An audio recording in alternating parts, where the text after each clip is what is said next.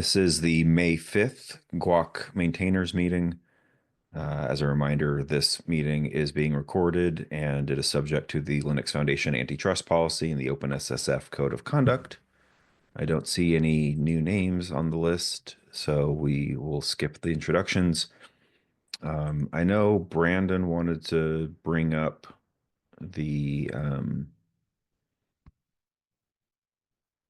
uh, community proposal doc is ready to share, and he wanted some thoughts on areas where that should be shared besides the supply chain integrity working group.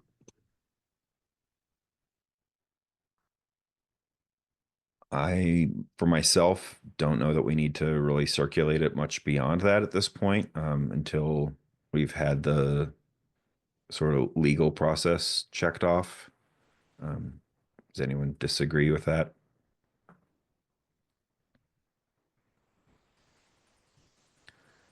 Mike, do you know what we need to do to initiate things for the LF on that?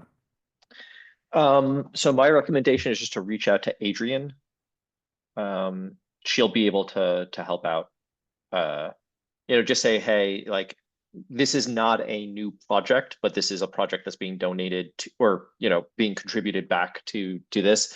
But it's like large enough here that we think that it's worthwhile to have legal to kind of just to go through it. Because again, like the way that it usually works is if it's a new project, it kind of comes in. But given that this is technically it's a new part of an existing project, we don't necessarily need to go through this, but we just want to make sure that it goes through all the right bits there, because we don't want to end up in any sort of like, oops, we didn't realize that from a license standpoint or whatever, inadvertently Red Hat forgot something or or whatever. So it just makes things easier there. So yeah, just mention to Adrian, hey, we want to do a legal review of this. It's not a new project, but it's a pretty big new thing that would be like essentially a sub project of this. Okay. I can take that action item unless somebody really wants to do it.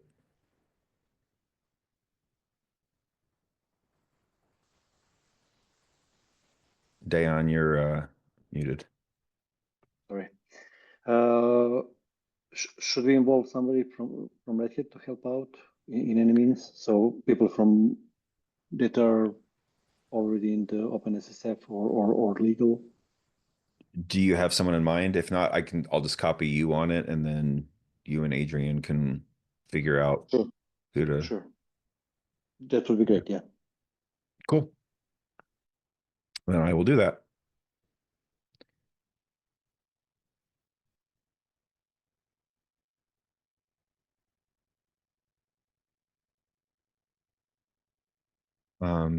Another thing I wanted to bring up is for the 1.0 release, I think we talked last week about basically being ready.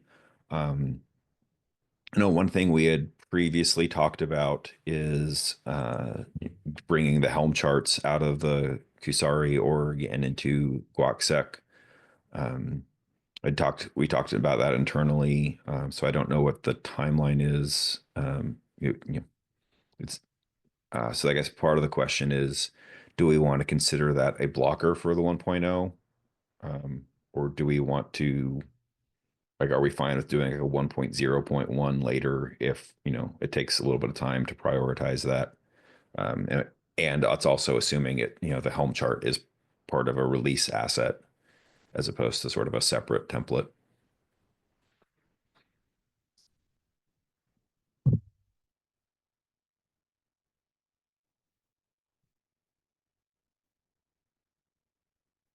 Any thoughts on that?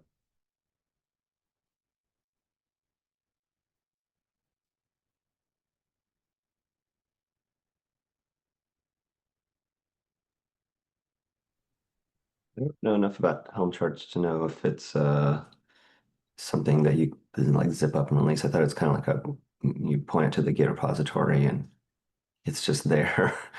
But yeah, so I would like it to be part of the 1.0 release. I think that's a good point. I think it's something we could get done. So I don't know. I would say it's a blocker, but not. I don't know about the bundling part. Yeah, I think I would say it's a blocker also. Okay. Because majority of the use cases are usually, and not a lot of people are using Docker Compose. I think a lot of people want to use the Kubernetes. Just easier, I think. Okay, that makes sense. I'm not super familiar with Helm charts either, so I feel like there was something where there was a version number in it, but that might be Yeah, it's tied to a incorrect. GUAC version. Okay. Yeah, it's tied to a GUAC version. I think so. The thing that was missing was adding in Postgres. I think that was the biggest issue with it. It shouldn't be too bad to do. Yeah. Do we want to move it into the GuacSec org and then add that, or like I guess is there an order of operations thing, or There's not. I think we can, and then we can improve it afterwards. I don't think okay, either way it doesn't hurt us. But I think it's needed for a 1.0 for sure though. So we okay, can move it right now and then make it public, or I mean it's already public. And yeah, let's move into the org and then fix it there, or doesn't make a difference where you fix it. okay. I assume we'll probably want that since it's going to be, since it's tied to a release, we'll want that like in the actual Guac proper repo. It's kind of like we have with the Docker files where there's, some like templatized thing that the release process updates the version number. Yeah, I get that would make it easier to keep everything from getting out of sync. I don't know that that's common practice though. I think we need to look into it. I think it's usually separate. Okay. I think Helm charts usually exist in their own repo. But they're part of that, the organization, the project itself. So I think it'd be part of the documentation. Like, we have to update the documentation. If you're doing a release, ensure that the Helm chart also stays up to date. And you have to do a release on the Helm chart side also, because Okay. there could be breaking changes. So you have to make sure like, oh, maybe did a command line change or something changed, that you have to go in and modify the actual Helm chart itself, right? It's not going to do it by itself. Okay. So I think makes sense. it just be a procedure of the release. You got to make sure that everything kind of stays in sync. And then once it's actually part of the GuacSec org, right, then it becomes like official. Like, yeah, you got to maintain it, part of every release, test it, and all that kind of stuff.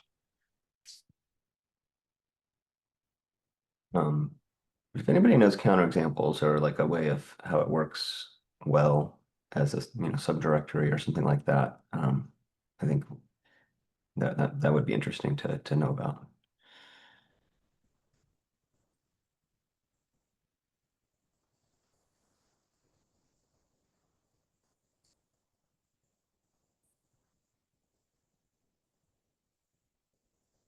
I can do a little homework on that, and, ask around a little bit and see how people tend to do that, and that way we can, do it in the way that, people who are more familiar with Helm charts typically do it.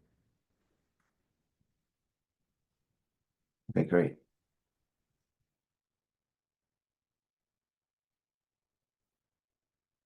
All right. Well, I'm going to catch up on notes real quick. Does anyone else have any topics for this week?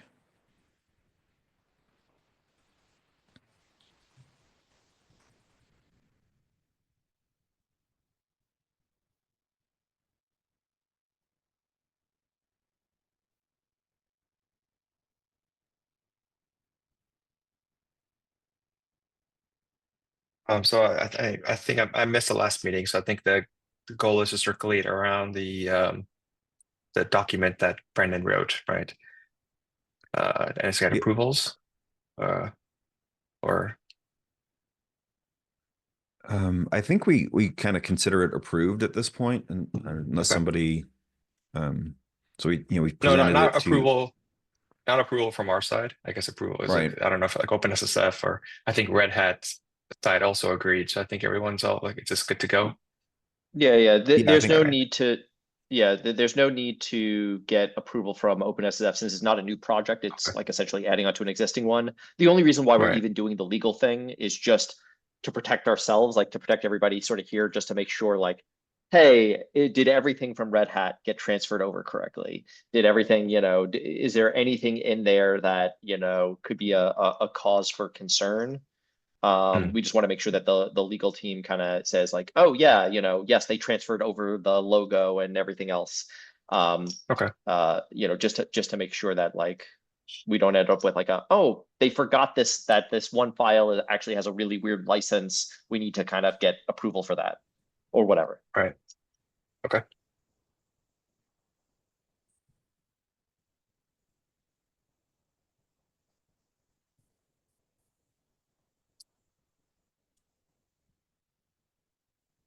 Anything else?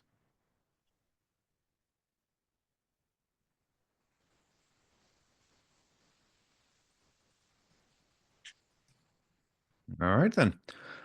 We do have in what, like next week is the community meeting on, so a week from this coming Thursday. So, thoughts on what we can add to the agenda for that, and then, between now and next week's meeting would be good. But yeah, other than that, I guess we'll call it a done. Thanks, everyone.